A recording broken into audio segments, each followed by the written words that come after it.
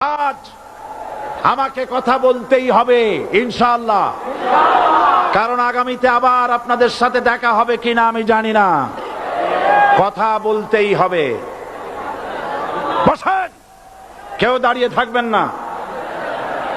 আমি দেখতে পাচ্ছি বাংলাদেশের ভাগ্য আকাশে উত্তর গগনে কালো মেঘ জমা হয়েছে। ঝড়ের পূর্বাভাস লক্ষ্য করছি। যদি মোকাবেলা করতে না পারেন সক্ষম ভাবে, এমন অন্ধকার গাঢ় কালো অমাবস্যার রাত আসতে পারে যার সুবে সাদেক হওয়া অসম্ভব। সুতরাং আপনারা কি কাপুরুষের মতো কাফের মুশরিকদের গোলামি করে মরতে চান? বিড়ালের মতো 500 বছর বেঁচে থাকার কোনো লাভ নাই।